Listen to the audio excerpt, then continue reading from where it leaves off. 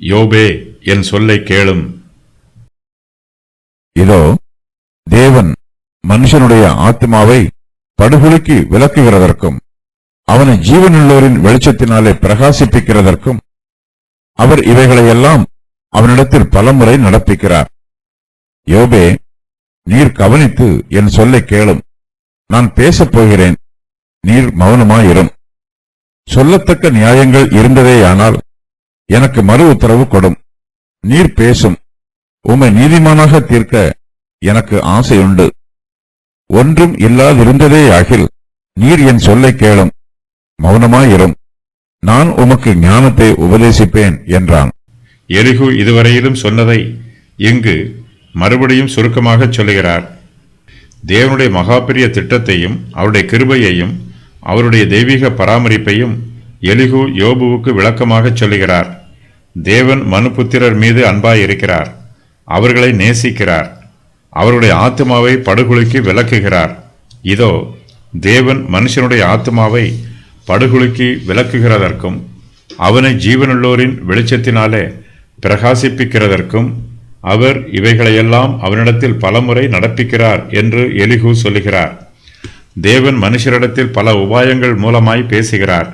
மனுஷருடைய மனச்சாட்சியின் மூலமாகவும் தம்முடைய தெய்வீக பராமரிப்பின் மூலமாகவும் தம்முடைய ஊழியக்காரர் மூலமாயும் தம்முடைய கிருபைகள் இரக்கங்கள் மூலமாயும் சில சமயங்களில் வியாதிகளையும் வேதனைகளையும் கொடுத்தும் தேவன் மனுஷரோடு பேசுகிறார். தம்முடைய சித்தத்தை மனுஷருக்கு வெளிப்படுத்துகிறார். தேவனே தம்முடைய சித்தத்தின் பிரகாரமாய் மனுஷனுக்கு வியாதியை கொடுக்கிறார். அதே தேவன் தம்முடைய கிருபையினாலும் இரக்கத்தினாலும் மனுஷனுடைய வியாதியை குணப்படுத்துகிறார். மனுஷனுடைய ஜீவியங்களில் நடைபெறும் எல்லா காரியங்களையும் தேவனுடைய தெய்வீக பராமரிப்பின் பிரகாரமாய் தியானிக்க வேண்டும்.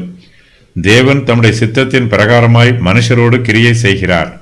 தேவனுடைய கிரியையின் விளைவு நம்முடைய ஜீவியத்தில் செழிப்பையும் கொடுக்கலாம், வறுமையையும் கொடுக்கலாம். தேவனுடைய சித்தத்தின் பிரகாரமாய் நம்முடைய ஜீவியத்தில் ஆரோக்கியமும் உண்டாகலாம், வியாதியும் உண்டாகலாம். மனுஷனுடைய ஆத்மாவை படுகொலியில் இறங்காதபடி அதை ரட்சிக்க வேண்டும் என்பதே தேவனுடைய விருப்பம். மனுஷன் தேவனுடைய விருப்பத்திற்கு கீழ்ப்படிய வேண்டும். இதற்காகவே தேவன் மனுஷர் மத்தியிலே தம்முடைய கிரியைகளை நடப்பிக்கிறார். தேவன் இவைகளையெல்லாம் மனுஷனிடத்தில் பலமுறை நடப்பிக்கிறார்.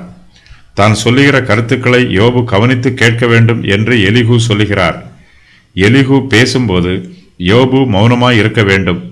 தன்னுடைய கருத்துக்கு மாற்று கருத்து ஏதாவது இருக்கும் என்றால் யோபு அதை தன்னிடத்தில் சொல்லலாம் என்று எலிகு சொல்லுகிறார். யோபுவை குற்றப்படுத்த வேண்டும் என்பது எலிகுவின் விருப்பம் அல்ல. அவரை நீதிமானாக தீர்க்க எலிகுவுக்கு ஆசை உண்டு. ஆகையினால் சொல்லத்தக்க நியாயங்கள் இருந்ததேயானால் எனக்கு மறு உத்தரவு கொடும் என்று எலிகு யோபுவினிடத்தில் சொல்லுகிறார்.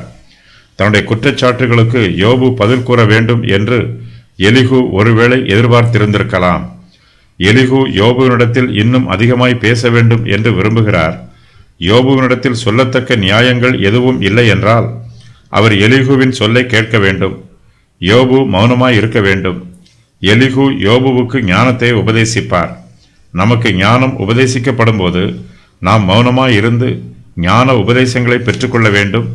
இது நம்முடைய ஆவிக்குரிய ஜீவியத்திற்கு ஆசீர்வாதமாய் இருக்கும்.